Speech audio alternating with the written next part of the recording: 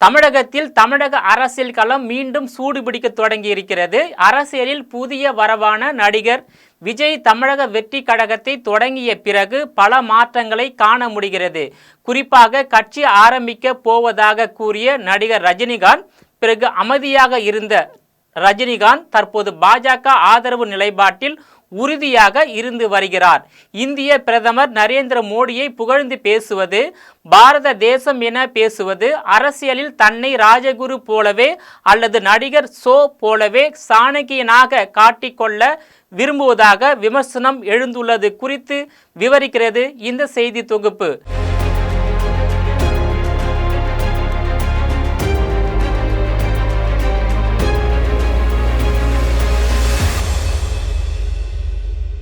தமிழ்நாடு அரசியல் சினிமாவில் இருந்து புது வரவுகளை என்றுமே ஏற்றுக்கொள்ளாமல் இல்லை என்றுதான் சொல்ல வேண்டும்.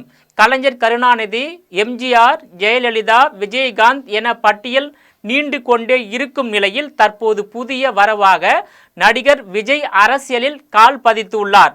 நீண்ட காலமாகவே விஜய் அரசியலுக்கு வருவார் என பேசப்பட்டு வந்த நிலையில் கடந்த ஆண்டு பிப்ரவரி மாதம் கட்சி ஆரம்பிக்கப்பட்டதாக அதிகாரப்பூர்வமாக அறிவித்தார். அதற்கு பிறகு தமிழக வெற்றி கழக மாநாடு நடைபெற்றதோடு தற்போது தீவிர கள அரசியலுக்கு திரும்பியுள்ளார் நடிகர் விஜய். மண்டலம் வாரியாக மக்கள் சந்திப்பு நிகழ்ச்சிகளை நடத்த இருக்கிறார். சட்டமன்ற தேர்தலுக்கு இன்னும் ஒரு ஆண்டு இருக்கும் நிலையில் தொகுதி வாரியாக மக்களை சந்திக்கும் திட்டமும் விஜய்க்கு இருக்கிறது என்கின்றனர் அவரது ஆதரவாளர்கள். இது ஒரு புறம் இருக்க, தமிழ்நாடு அரசியலில் மீண்டும் பேசு பொருளாக மாறி இருக்கிறார் சூப்பர் ஸ்டார் ரஜினிகாந்த். 1990களில் உச்சத்தில் இருந்தபோது அவர் அரசியலுக்கு வருவார் என எதிர்பார்க்கப்பட்ட நிலையில் அது நடக்கவில்லை. இந்த நிலையில் தமிழகத்தின் மறைந்த முன்னாள் முதல் அமைச்சர்கள் கலைஞர் கருணாநிதி, எம்ஜிஆர், ஜெயலலிதா மறைவுக்கு பிறகு தமிழகத்தில் வெற்றிடம் உருவாகி இருக்கிறது. தான் அரசியலுக்கு வருவது உறுதி என அதிரடியாக அறிவித்தார். அதனால் பல ஆண்டுகளாக காத்து கிடந்த அவரது ஆதரவாளர்கள் உற்சாகம் அடைந்தனர். சில நாட்களிலேயே கட்சி ஆரம்பிக்கும் முடிவை கைவிட்டு விட்டதாக கூறினார் நடிகர் ரஜினிகாந்த். இதனால் அவரது ஆதரவாளர்கள் மீண்டும் சோகத்தில் ஆழ்ந்தனர்.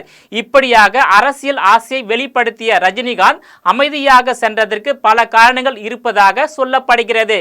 பாஜக ஆதரவாளர் என்ற முத்திரை காரணமாக தமிழகத்தில் தன்னால் காலூன்ற முடியாது என்பதை ரஜினிகாந்த் உணர்ந்து அரசியலை விட்டு விலகினார் என அப்போது பேசப்பட்டது. இந்த நிலையில் கடந்த சில தினங்களாக ஊடகங்களில் ரஜினிகாந்தின் செயல்கள் பேசு பொருளாக மாறி இருக்கிறது.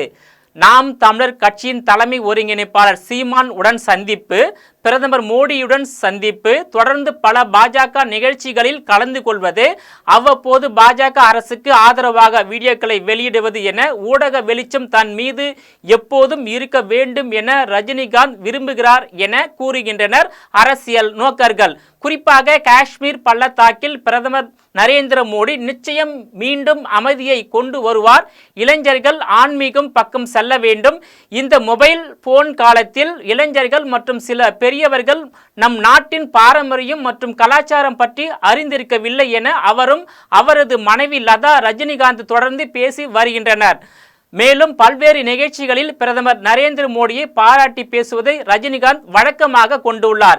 இது திமுகவுக்கு எதிரான நிலைப்பாடு என அவருக்கு நன்றாகவே தெரியும். பாஜக ஆதரவாளர் என்ற முத்திரை ரஜினிகாந்த் மீது விழுந்துவிட்டது. அதை எக்காரணம் கொண்டும் அகற்ற முடியாது. அதே நேரத்தில் அரசியலில் தான் விட்ட இடத்தை ஒரு போட்டியாளராக பிடிக்க முடியவில்லை என்றாலும் ஒரு ஆலோசகராக இருக்க வேண்டும் என்பது ரஜினிகாந்தின் விருப்பம் என்கின்றனர் அவரது ஆதரவாளர்கள்.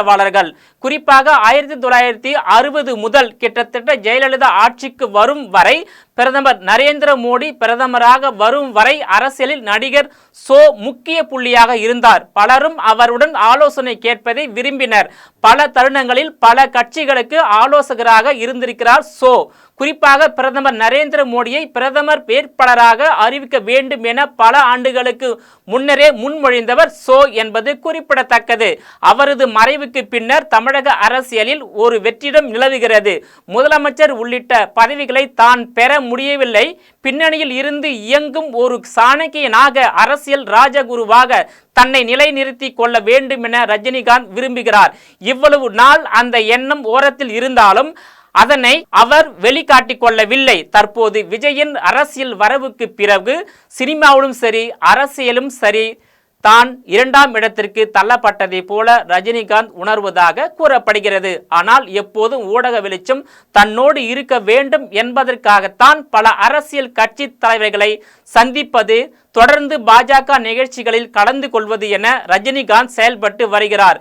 மேலும் பாஜகவுடன் தமிழகத்தில் இருக்கும் அரசியல் கட்சிகளை இணைக்கும் வேலையையும் ரஜினிகாந்த் செய்ய நினைப்பதாக கூறப்படுகிறது. அதனால்தான் சமீப காலமாக பாஜக நிகழ்ச்சிகளில் அவர் அதிகமாக கலந்து கொண்டு பாஜக அரசுக்கும் இந்திய பிரதமர் நரேந்திர மோடிக்கும் ஆதரவாகவும் கருத்துக்களை தெரிவித்து வருகிறார். அதே நேரத்தில் பாஜகவும் ரஜினியின் வருகை எதிர்பார்த்து காத்திருக்கிறது.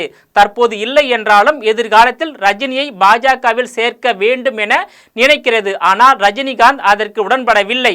அதே நேரத்தில் மறைமுக ஆதரவு உள்ளிட்டவற்றின் மூலம் பாஜக ஆதரவாளராக தன்னை காட்டிக்கொள்ள விரும்புகிறார் என்றும் கூறப்படுகிறது. திமுக அதிமுகவுக்கு பல நடிகர் நடிகைகள் நேரடியாக ஆதரவு கொடுத்து வருகின்றனர். குறிப்பாக திமுகவுக்கு நட்சத்திர பட்டாளத்தின் ஆதரவு இருக்கிறது. ஆனால் வட மாநிலங்களில் இருக்கும் அளவுக்கு தமிழகத்தில் பாஜகவுக்கான நட்சத்திர பட்டாள ஆதரவு முழுமையாக இல்லை. சூப்பர் ஸ்டார் ரஜினிகாந்த் போன்ற பெரிய நடிகர் பாஜகவுக்கு ஆதரவு வரும்போது நிச்சயம் பிற நடிகர்களின் ஆதரவு கிடைக்கும் என்றும், இதனால் தற்போது இல்லை என்றாலும் பிற்காலத்தில் ரஜினியை பாஜகவின் முகமாக நிலைநிறுத்த பாஜக தலைமை விரும்புகிறது என்றும் கூறப்படுகிறது. அதனால் தான் தேசிய தலைவராக இருந்தாலும் ரஜினியுடன் நேரடியாக பேசி வருகின்றனர் என்கின்றனர் அரசியல் விமர்சகர்கள். எது எப்படியோ 2026 சட்டமன்ற தேர்தலுக்கு முன்னதாக விஜய்க்கு எதிராக ரஜினியை களம் இறக்க வேண்டும் என்பதுதான் பாஜகவின் திட்டம். அதற்கு ரஜினியும் சம்மதித்து விட்டதாக சமீபத்தில் நடந்து வரும் நிகழ்வுகள் கூறுகின்றன.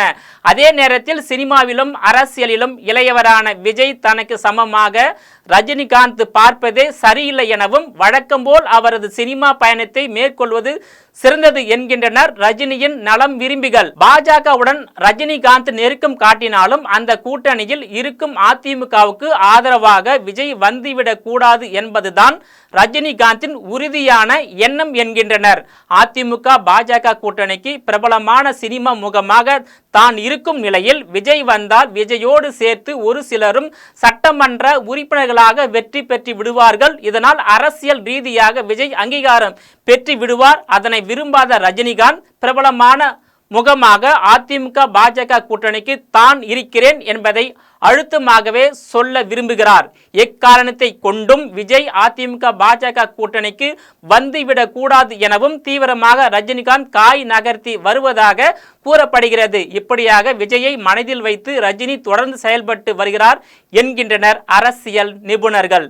நேயர்களே, மீண்டும் இது போன்ற மற்றொரு நிகழ்ச்சியில் சந்திக்கிறேன். அதுவரையில் உங்களிடமிருந்து விடைபெறுவது நான் உங்கள் விஜயபாலன்.